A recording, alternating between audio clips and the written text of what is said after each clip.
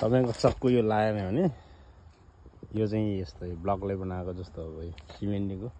ढलाई गरेको ठाउँ छ खस्रो ठाउँ यस्तो यो चाहिँ यो एक प्रकारको ढलको त्यो हो यस्तोमा खस्रो छ नि हेर्दाखेरि यसरी यो अहिले लागेको छैन अहिले यस्तो गरेर तपाईले यस्तो चक्कुहरू उडायो भने एकदम लाग्छ यो चाहिँ घरतिर गाउँघरतिर जहाँ पनि पाउँछ नभए अब घरमा अलिअलि बालु हालेर थोरै अलिक खस्रो खालको बालु हालेर सिमेन्ट अलिकति हालेर घरमा बनाउन सकिन्छ तपाईहरुको घरमा यस्तो चक्कुहरू चाहिँ प्रत्येकको घरमा हुन्छ तर लाग्दैन तरकारी काट्दैन भन्छ प्रायः जस्तो घरको आइनेहरूलाई चाहिँ गृहिणीहरूलाई यो चाहिँ उपयोगी हुने आइडिया हो साथी हो यसरी यसलाई चक्कुलाई चाहिँ जहिले पनि यो माथि गर्ने तल गर्ने यसरी सकेसम्म ब्लकमा गरेर राम्रो हुन्छ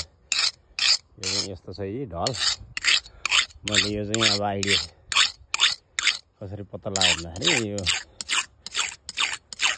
अब आफैले चक्कु उडाउने तरिका कहाँबाट चाहिँ मान्छेलाई यो त आइडिया त छैन हामीले चाहिँ ढुङ्गामा गर्छ ढुङ्गा त यसरी मिलेको हुँदैन अलिकति यस्तो हुन्छ नि यो सर्फेस चाहिँ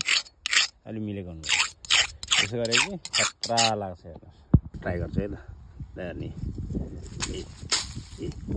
यसरी काट्छ चक्कुले तपाईँहरूको त तरकारी पनि काट्दैन टमाटर पनि काट्दैन यसले चाहिँ यसरी काट्न सक्दैन देख्नुभयो यसरी खान सकिन्छ यो एकदम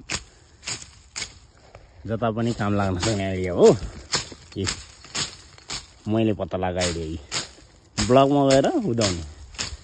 घरतिर ब्लक पाइन्छ नि घरको भित्तामा भएको ब्लकमा उदायो नि हुन्छ कि चक्कु चाहिँ खतरा लाग्छ ल हेर्नु यसरी खान सकिन्छ हाम्रो त तरकारी काट्दैन ल हेर्नु